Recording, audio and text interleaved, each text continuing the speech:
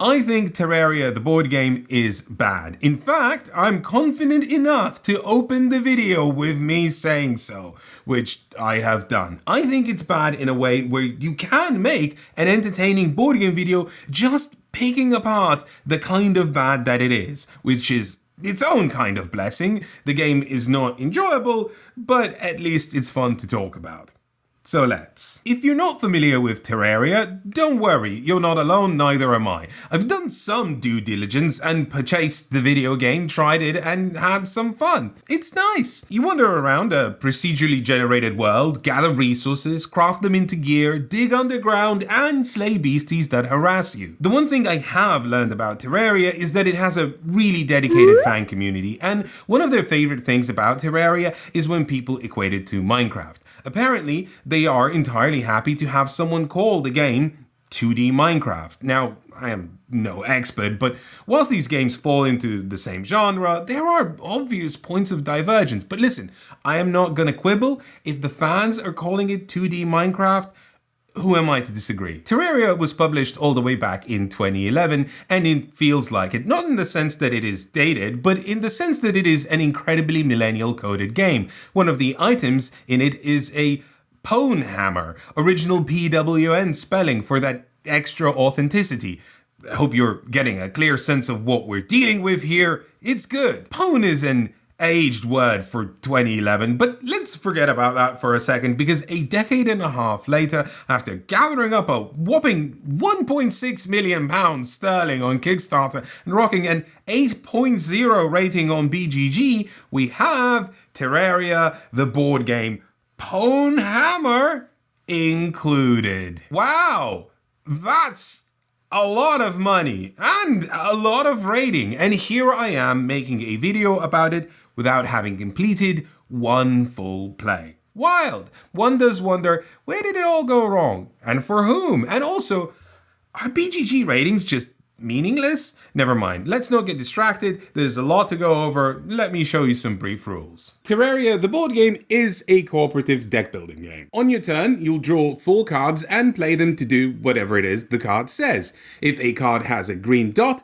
that's an action. You can spend an action to move, dig soil, chop trees, open chests, attack enemies, and teleport goods and items to other players. Cards might also have other effects that are not actions. For example, a card might let your partner draw another card, or it might heal you. Crucially, you can perform these in any order. Each round in Terraria is split into a player phase, an enemy phase, and some cleanup steps. During that player phase, players can perform actions in whatever order they like, including splitting up card effects. Meaning that if a card gives me an action and also lets me draw and discard a card, you could perform the action, wait for other players to do what they want to do, and then do the draw and discard. I genuinely appreciate this freewheeling flow because it fits gracefully into the ethos of Terraria. There is no reason for you to do any specific thing in the video game, you progress how you like, and whilst board games need more structure than that, this no-holds-barred approach to turns injects a bit of that looseness. But it also creates opportunities for tactical play because you can wait for more information before pulling the trigger on certain actions. Player hands then become a communal puzzle. In a fluid way, the game encourages teamwork and discussion similar to our recent favorite, Daybreak. Nice. You'll begin Terraria on 4 starting tiles, all of which belong to the forest biome, but this is literally the tip of the iceberg. Each game there will be 5 biomes, each 3 tiles wide and 5 tiles deep. Each biome offers different enemies, different loot, and different artwork. And hypothetically, if you were to explore all of it, this is the breadth and variety of space that Terraria lets you play in. It's huge, isn't it? Yes, but also, if you zoom in, you will notice that these tiles have the word foreshadowing printed on them.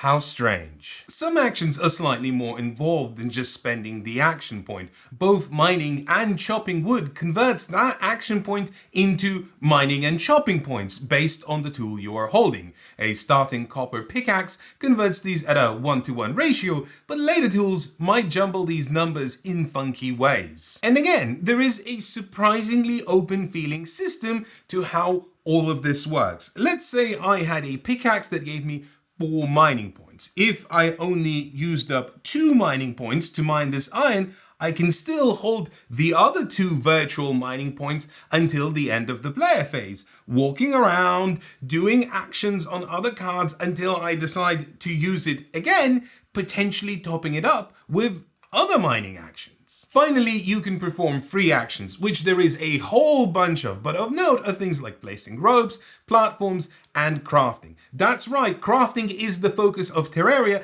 so naturally it doesn't cost you an action to do it. You still need to gather the resources, but it's lovely to just be able to make the thing you've been working towards without additional steps. And there are so many things to craft. Look, a whole menu book with tabs of the actual hundreds of weapons, gear, armor. There's even a tab for foreshadowing. And the armor, look, it's these perspex cards that you overlay over your character, and so you have a dress-up mechanism. I think this is delightful. Ropes and platforms are placed on the map as traversal tools, and both are there to interact with the fall damage mechanism. Yes, this is a board game with a fall damage mechanism. Unironically, I think this is the best because not only does it invoke absurd video game physics, but it also lets you do some nifty trickery with how and where you place these. And nifty trickery is the gateway to getting your players to feel clever. That's fun. In case it wasn't obvious, this rules overview also served as a showcase of all the things I liked about Terraria TBG, but I already told you I think this board game is a stinky boy, and now a little disclaimer. The internet is rotting all our brains, not just yours, mine too, everyone's. It flattened the difference between criticism and negativity in a way where it's way too easy to fall into a cycle of social media that feeds on the emotions critical work can create. What that means is I can't just do the same thing that movie critics did in the 80s, this film good, this film bad. I am about to be quite critical of this game, and hopefully in an entertaining way, but I need to make sure that I look after your mental health as I do it. I'm not kidding. MPI has never shied away from negative reviews. I believe they are a genuine benefit.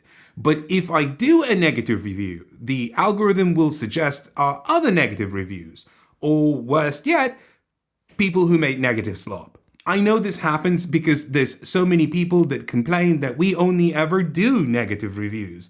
And when I see those complaints, I am like, do people even watch us that say this? They do, but only a list of videos that was curated by a machine. The machine thinks that if person watched this, that person must eat more of that. So it just keeps recommending our negative videos, creating an impression that that's all we do. So, 2 things. First, if you want to watch more of us after this video, the end links will have a playlist of videos where we just really like a game. Second, I want you to understand that I'm about to be mean to this game.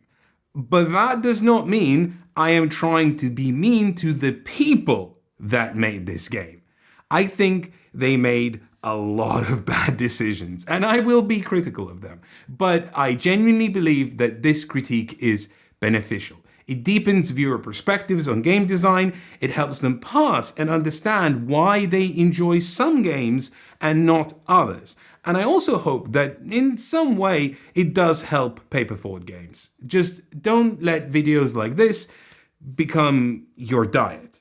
In moderation. Okay? Okay, so you know how I said Terraria TBG is a deck building game? Well, the deck building isn't really deck building. It fulfills the general remit of deck building. You build your deck, you play cards, you shuffle your discard, etc., etc. But I want you to think about what it means to be a deck building game in the year 2026. This genre is 18 years old. You could have grown a full adult human being in this amount of time. Video games from 2008 get full-on remakes because they look too dated. You can't just give us the bare bones of deck building and call it a day. You have to twist it somehow, innovate on the genre. But Terraria isn't interested in twisting anything, it just wants to simulate an entire video game in cardboard, so the way it uses deck building is to basically be a mechanical engine to drive its ideas. But that engine was never built to carry that kind of weight. It's trying to power a bus with potatoes. It might inch occasionally, but this is going to be the worst school trip you have ever been on. The result is a game that is intolerably slow, and the deck building feels unsatisfying because the cards haven't been created to be fun cards. They've simply been created to propel this idea of a game that, quote unquote, feels like Terraria. Let's take a look at how this works in practice. A common trope of deck building is deck thinning, the idea of permanently removing unwanted cards from your deck to make it more consistent. Terraria has free card shops. The guide cards are available at the beginning of the game and simply offer free types of upgrade cards, none of which enable deck thinning. By driving the game's levers forward, you'll eventually unlock the ability to purchase merchant cards. These are entirely unique with comparatively strong abilities and come at two costs, 8 and 15 gold coins, and each of these brackets has exactly one card that enables deck thinning. Spring Clean costs 8 gold and lets you remove one card from your deck, but then it also immediately removes itself, making it single use. Get Rid, costing almost double, also does this, but unlike Spring Clean, it stays around, letting you repeat this effect as many times as you like. The problem here is that the game understands that deck building has to have a deck thinning mechanism, but has no idea what to do with it. If Terraria is a chill game, so too then Terraria the board game attempts to create an atmosphere of just doing things. But because it is a deck building game, it needs to give you deck thinning, otherwise the size and inconsistency of your deck becomes intolerable. But it also cannot give you deck thinning as a reliable tool because when you average out the difficulty curve, this game is much too easy.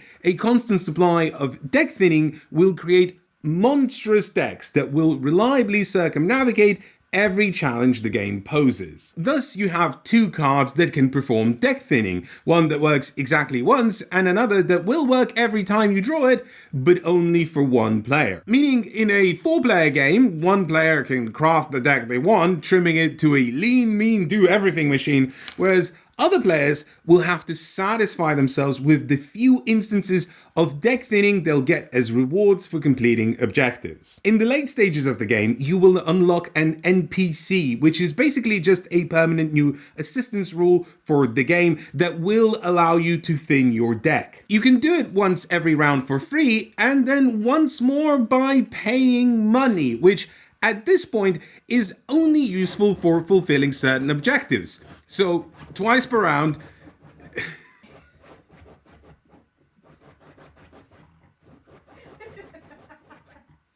he's snorting. There we go. We're done? Yeah, I think Okay, that's good.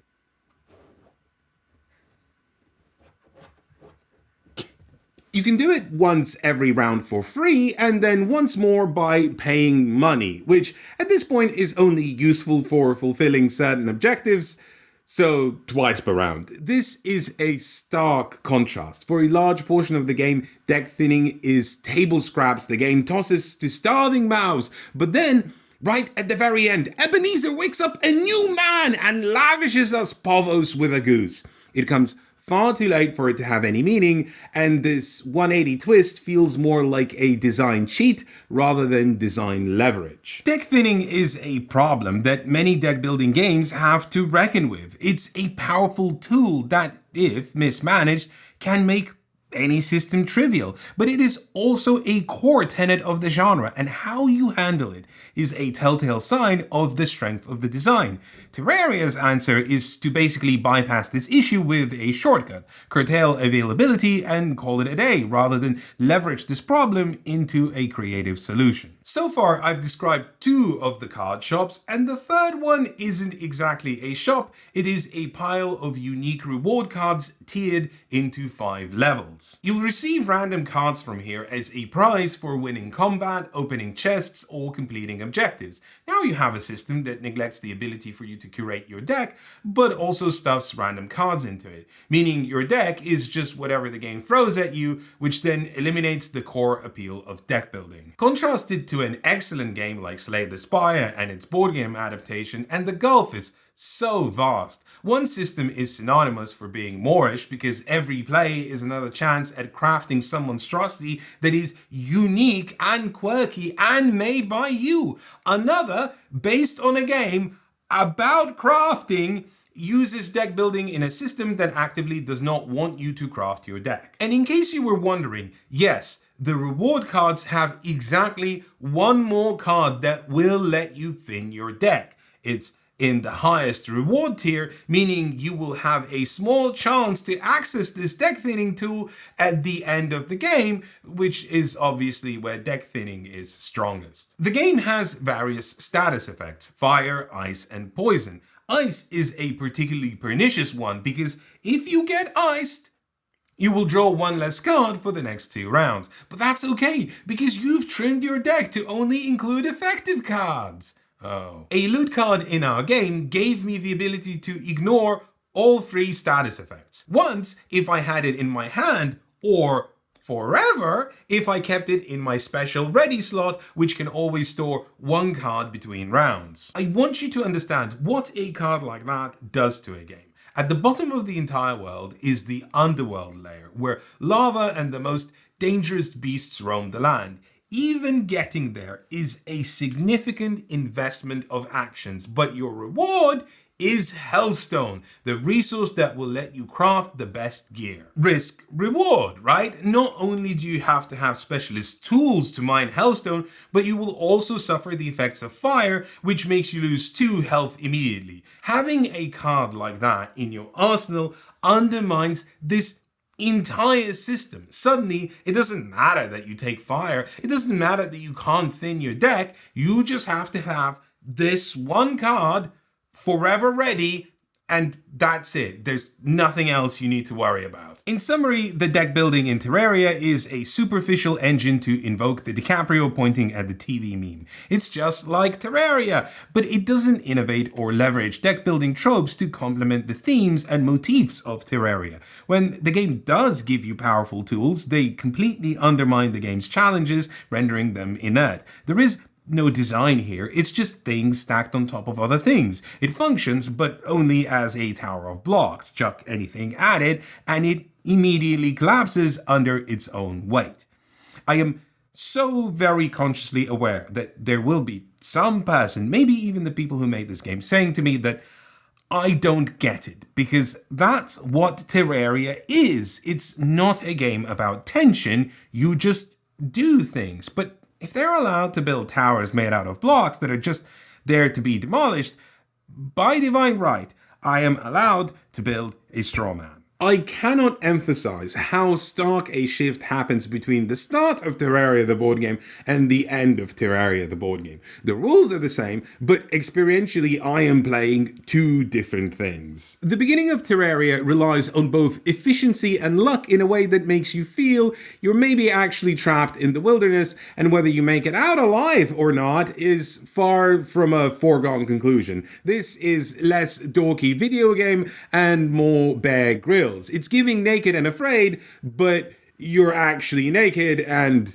afraid. The way the game achieves this is by constantly spawning slimes in your starting area and giving you a combat system that is basically a dice roll-off with some unfavorably stacked d4s. Imagine you've just begun the game. There's wood to chop, resources to mine, treasure chests to open, but first we need to clean up the area because otherwise the slimes will just keep hitting us. Instead, we attack first. To make an attack, you're going to use your sword and the enemy is going to use its defense stat, which at the beginning of the game is a variable amount of d4s. It's a d4 roll-off. Sounds easy, but remember, it's dice. Literally anything can happen. Worse yet, if they do roll high on defense, they will use that die to attack you back, and then you will have to roll your own defense d4. In summary, if you miss, you are probably getting hit. But then also, if the slime is alive at the end of your turn, you are getting hit again. Naturally, you can make multiple attacks, but that costs an action point, which you probably don't have anymore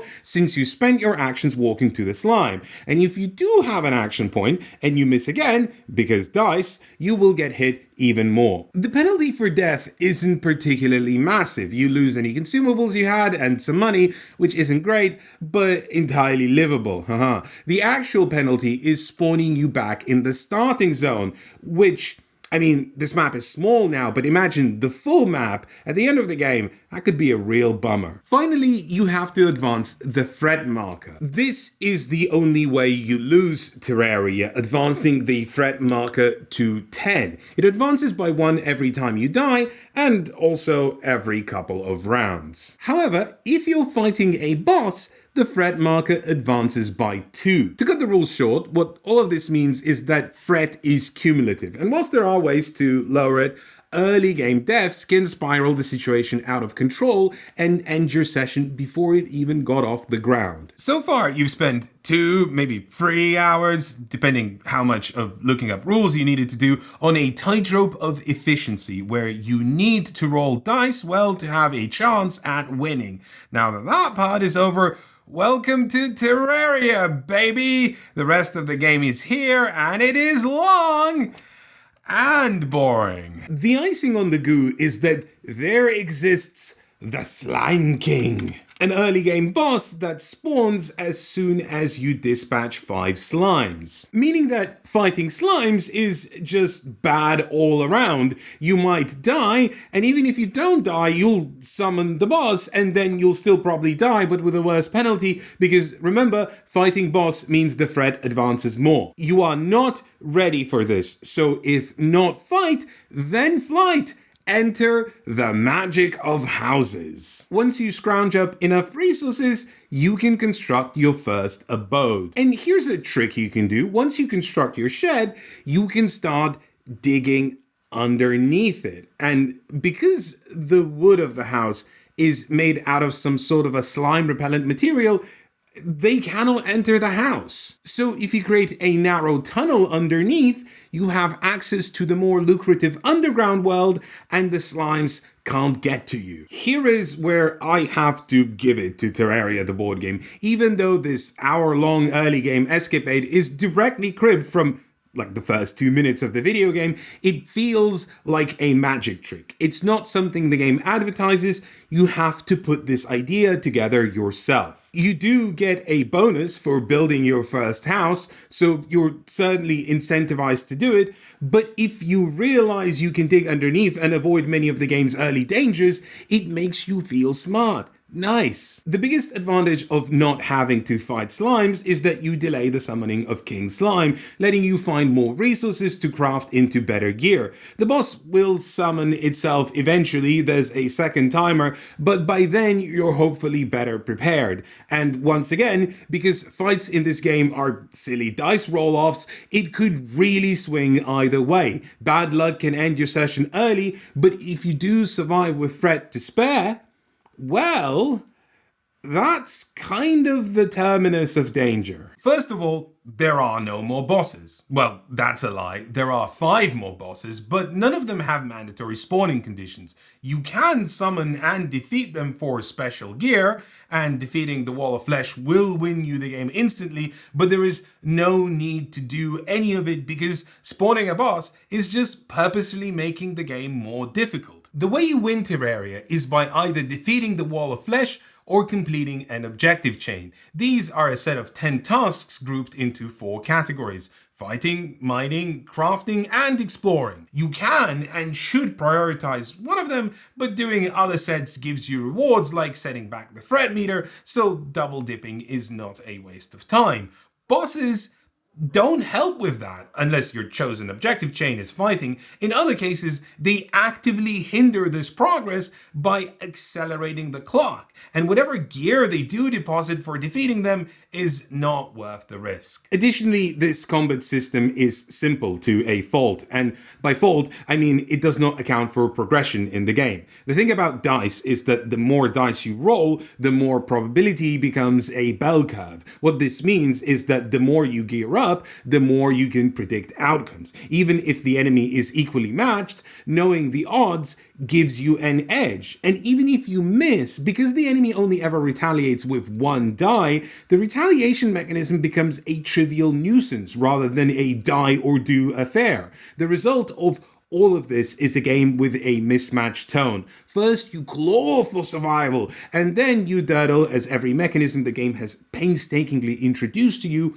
is now undermined by every advancement that you've made. And it would be fine if it just quietly wrapped itself up, but no. Remember, there's a whole objective line to complete. For example, if you are mining, which is what we regrettably chose to focus on in our game, to complete the mining chain, you will want to mine 6 hellstone. This can only be found on the lowest rung of the world, the underground, and each tile could feature anywhere between 0 and 2 hellstone, meaning that the tone of this is explore new tile, move on to it, maybe fight a monster in a tedious roll-off, hopefully mine a hellstone, move again, fight, mine a hellstone. This one has no hellstone, but a fight, so let's do that. Now the monsters have respawned, let's fight again. At this stage, the fights are not exciting, they are still just dice roll-offs with the blades dulled. None of this is anything. It is again just mechanism upon mechanism to make you do things. To reach this point in a 2-player game, we have, minusing out lunch breaks and dog walks, spent 7 hours playing. I'd also argue that most people don't play games for 7 hours without breaks, so actually let's check the break time back in. Let's be normal, real people, okay? 9 hours. 9 hours to get here, and the game is now telling me, why don't you wander around drawing cards and rolling dice? Dear viewer, we quit.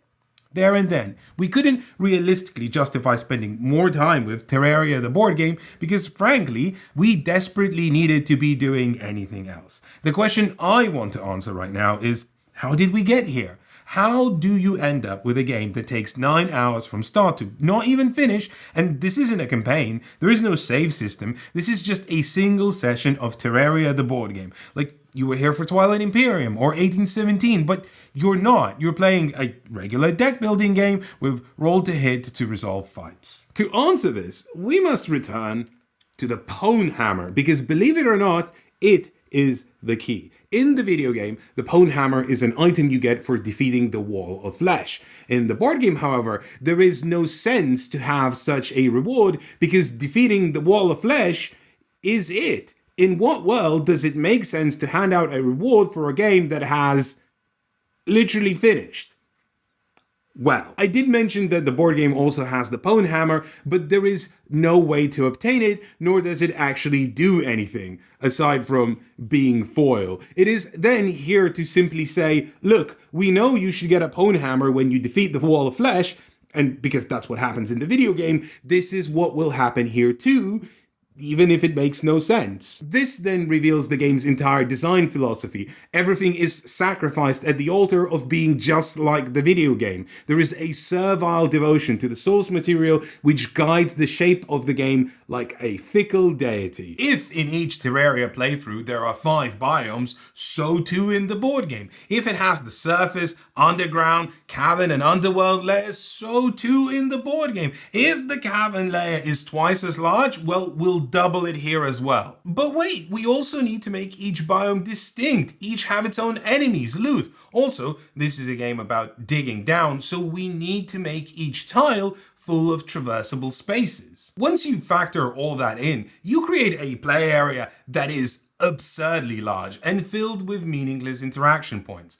There are 15 spaces between the surface and underworld layers, so hypothetically, if you were trundling to complete your last mining objective and accidentally rolled some bad dice and died, then how many turns till you get back?